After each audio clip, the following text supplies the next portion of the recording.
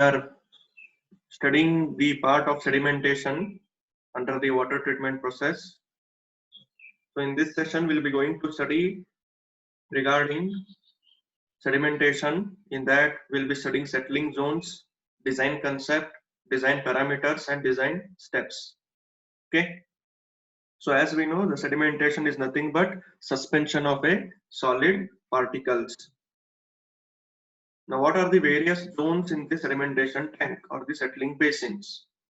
So totally there are 4 zones: inlet zone, settling zone, sludge zone, and outlet zone. So in this picture, if you're able to see,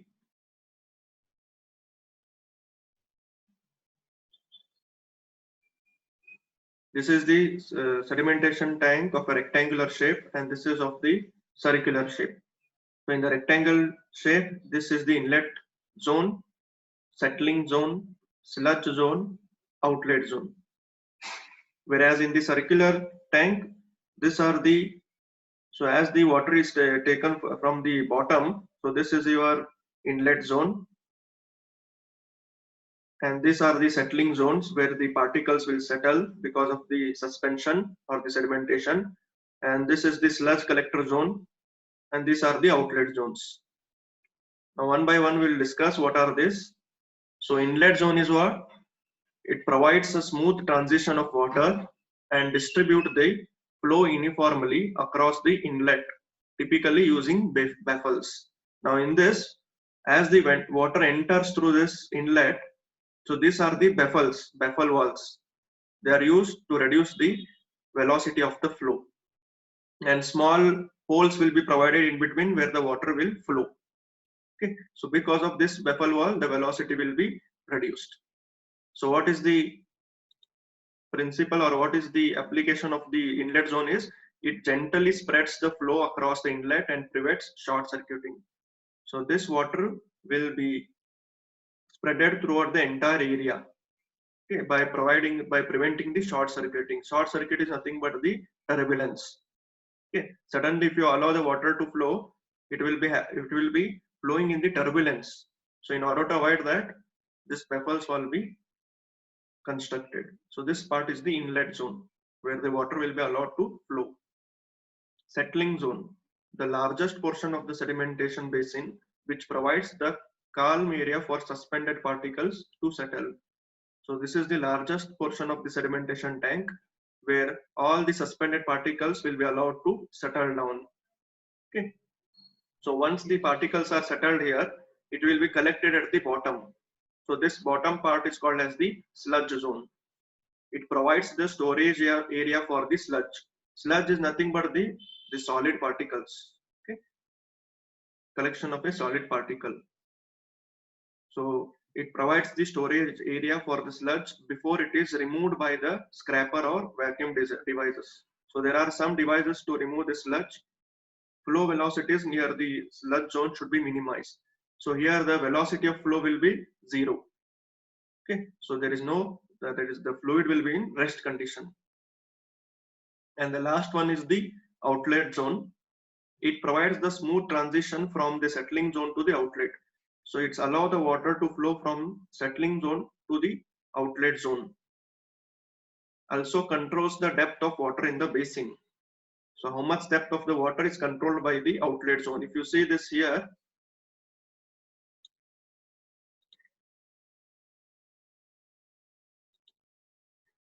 that is this, again here the baffle wall is constructed in order to control the depth of water, in order to control the flow of water. Usually weirs are set at the ends of the tank to control the flow rate. So these are the weirs. What you are seeing is here, these are the weirs.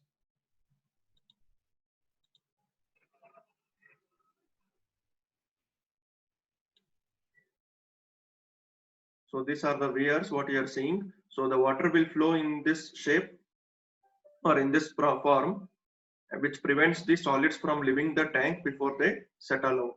So why the weirs are provided? In order to avoid the solids to get outside the tank. Okay. So these are the types of settling zones.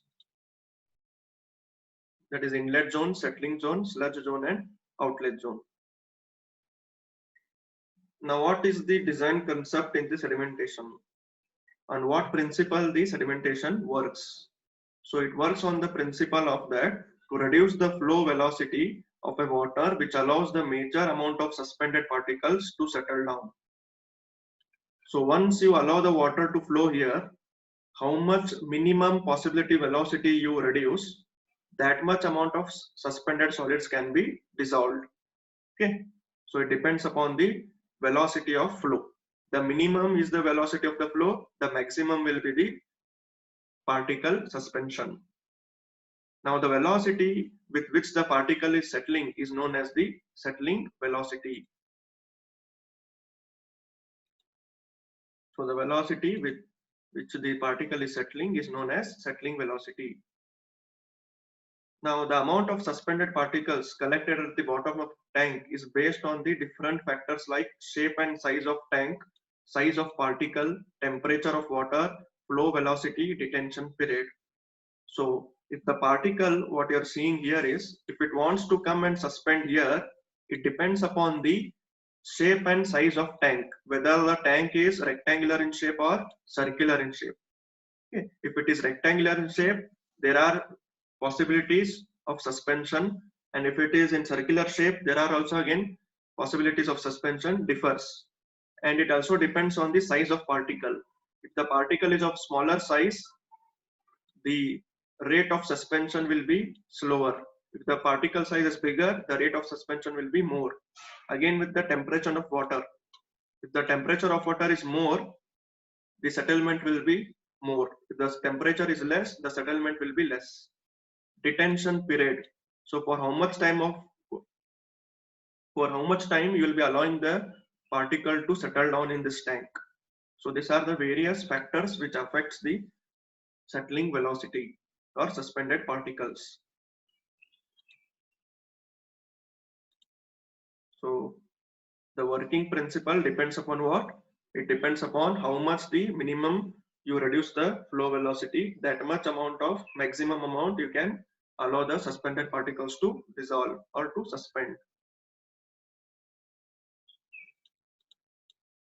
Okay. Now next is the concept of settling velocity.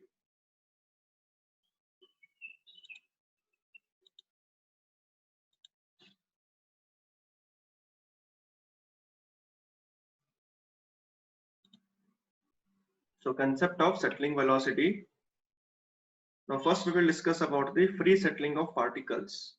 Now if you take a small particle, circular particle, if you allow that particle to suspend in a water, in a glass of water. Okay, if you take a small particle or a small stone in a glass of water, if you allow it to suspend at the down, it will take some time, and as and when the time gets, it will settle down. So while settling from the top to bottom, there are various forces which will be acting on it. Okay, for example, if you jump from some higher height to the lower height, while jumping you'll feel some pressures. So some various external forces will be acting on you. So same like in the liquids also, while these particles, when they are suspending, some forces will be acting on the particle. Now first we'll consider the particle as circular in shape. So what all factors, forces will be acting? One is its weight, that is the gravity force, and second is the drag force and buoyancy force. So three forces will be acting on a particle. Now what is the gravity force? Gravity force is its own self weight. Okay, so as a particle has got some self weight, because of its weight it starts suspending down, it starts settling down, but that gravity force are resisted by the buoyancy force and drag force.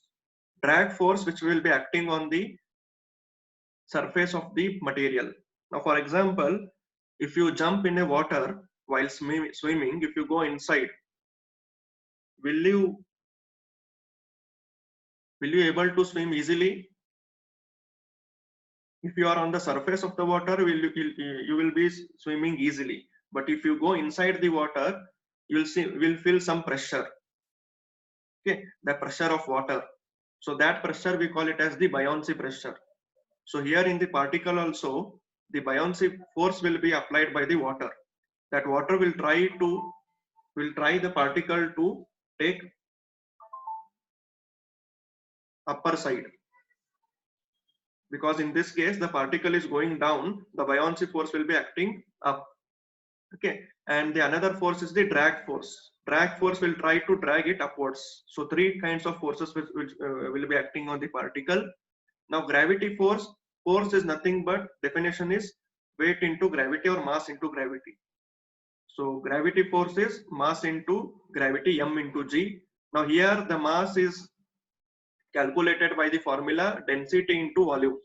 Mass is calculated by the formula density into volume. So as this is we consider as the circular in nature, density is P and volume is pi dq upon 6.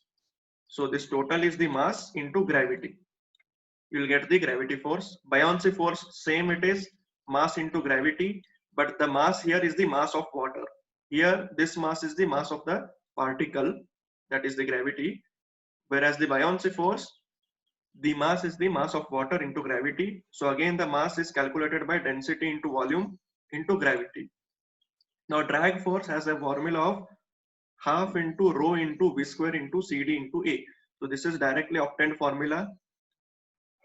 So when you equate this, now as the condition what we are told here is the free settling particle, that is the particle is allowed to settle freely without any external force. Now if you want the particle to be in equilibrium condition, this force should be equal to this force plus this force, that is gravity force should be equal to the buoyancy force and drag force. So when the particle will be in rest condition, that is the steady state, which will be flowing at constant velocity. So that time the gravity force will be equal to the buoyancy force plus drag force. So using this concept, we calculate the velocity required to settle the particle from top to bottom. That is called as the settling velocity. So you'll get the formula like this way. That is g into rho of particle minus rho of water into d square upon 18 into mu. So this mu is nothing but the Reynolds number. It comes under the Reynolds number. So this formula is for the spherical particle under laminar flow conditions. Now what is laminar flow? In this picture, if you see, the water is coming with some constant velocity, suddenly it is changing its pattern. Okay, so here the flow is constant, here it is changing. So this is called as the laminar flow, this is called as the transitional flow, and this is called as the turbulent flow. Okay, when the water mix itself, that is called as the turbulent, this is the transitional. So for the laminar flow, this is the formula for velocity. So this formula or the law, we call it as the Stokes law. Okay, so to get the settling velocity, we have to use the concept of Stokes law. So what the concept tells, on a particle, three types of force will be acting, that is gravity force, buoyancy force and drag force. As the particle is moving downwards, gravity force will be downwards and buoyancy and drag force will be upwards. So by calculating, equating, we'll get the formula for velocity, that is the Vs. So if it is laminar flow, formula is different. If it is the transition flow, this formula you have to use. Okay, this will be using in our design problems. So this is the concept of the settling velocity or the free settling of particles. This was the concept of the how the particle will settle and what will be the velocity. Next is the ideal settling theory. Now as we discussed, the settling may be laminar case or turbulent case. Okay, that is, it may be a discrete particle or it may be a flocculation particle. Okay, that is, the particle may be single particles or the particles may be in the group. Now in the discrete particles, how the theory goes, we will see here. Now, so for the discrete particles, there are some assumptions what you have to know. That is, one is the flow is laminar. That is, the velocity is constant. Particles are evenly distributed in the whole area of the tank. So if this is the tank, what you are seeing here, so each and every particles will be distributed uniformly over the entire area. The entrance and exit does not affect the sedimentation efficiency. So what the water is entering here and what it is going, it does not affect the efficiency. That is, the velocity will be same, discharge will be same. Settled particles does not resuspend. So whatever the particles are settling here, again it will be not suspended and it will be not coming up. So these are the basic assumptions what we have to follow.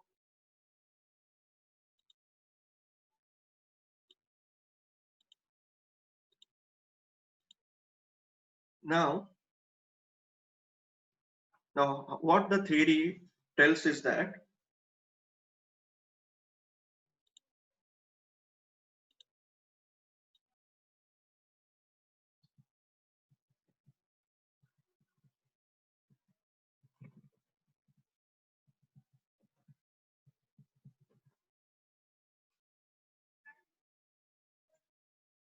okay,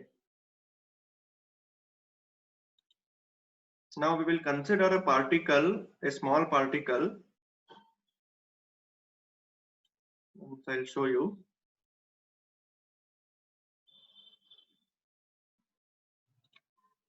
So we'll consider one small particle of diameter d, which is just removed with the settling velocity vs. Now what is the settling velocity is? Now whenever the particle enter,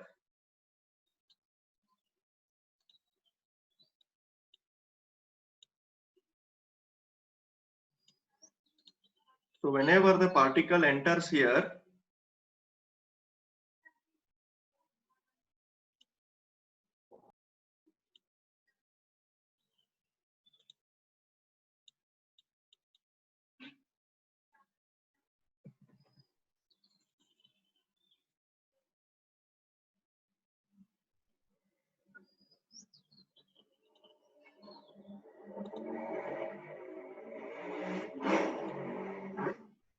so whenever the particle enters here, now the particle may be at this point or it may be this point, anywhere. Okay. So these particles will be settling in this tank. So their flow will be like this way. So at the bottom here, it will be collected, this particle. This particle will come like this way and it will be settled here. So it will be collected in this sludge zone. This particle will come like this way and it will be collected. Okay. So our aim is that what? Every particle has to be settled in this sludge zone.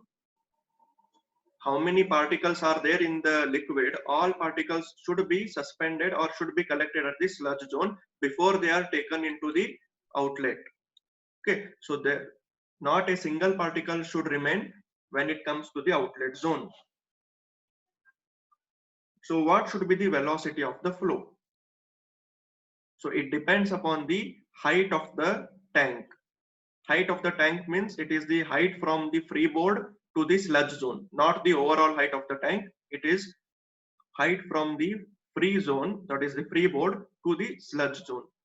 So the time taken by the particle from this point to this point.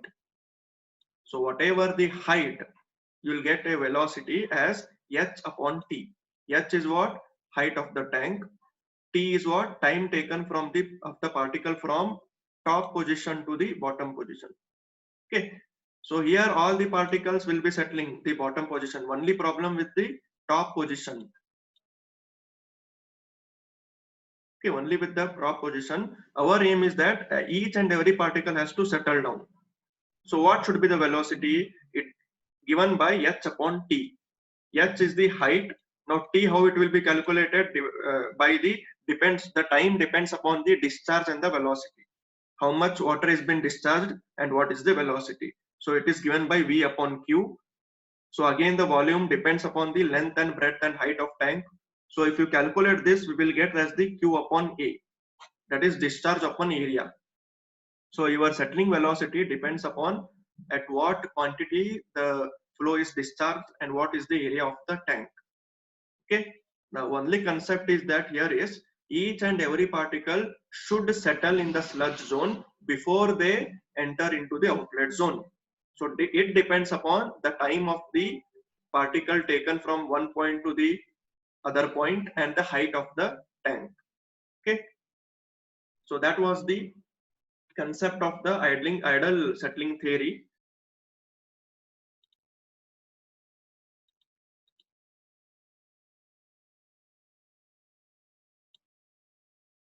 Yes, any questions you have, any doubts you have?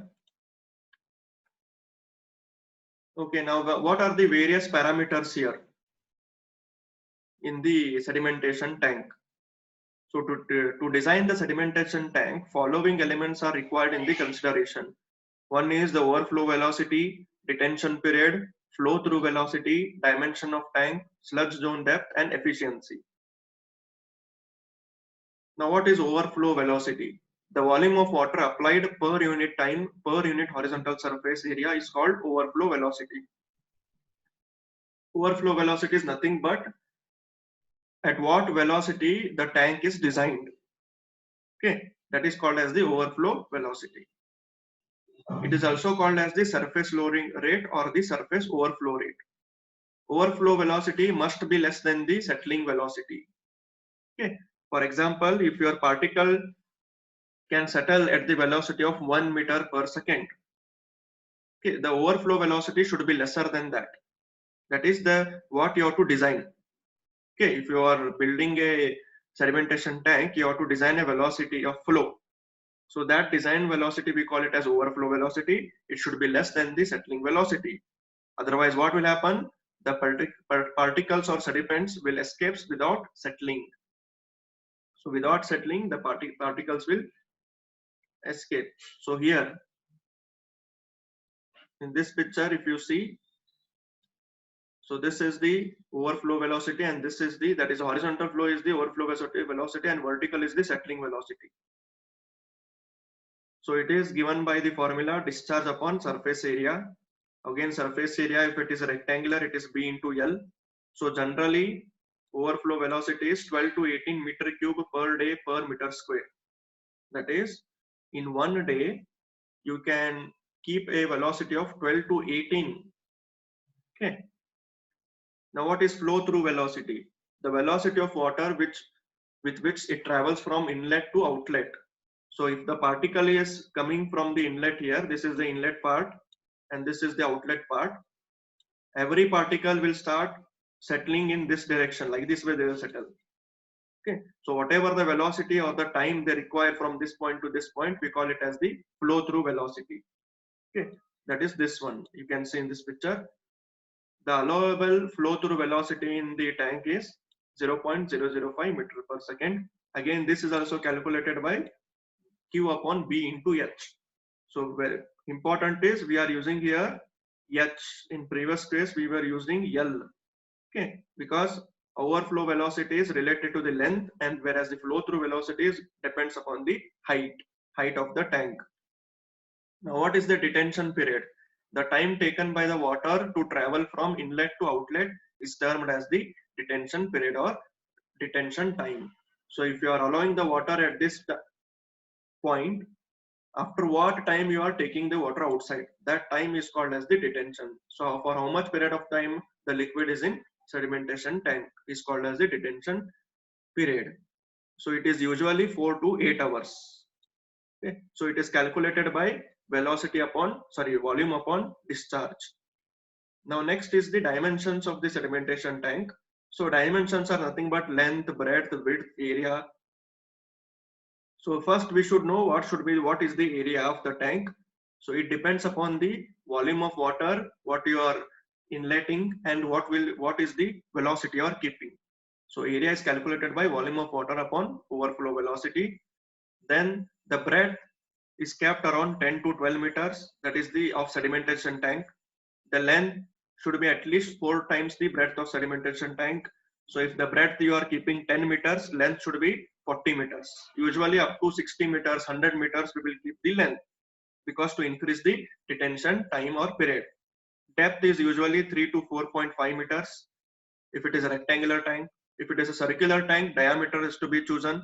it will be around 20 to 40 meter, but in no case it should be less than 60 meters.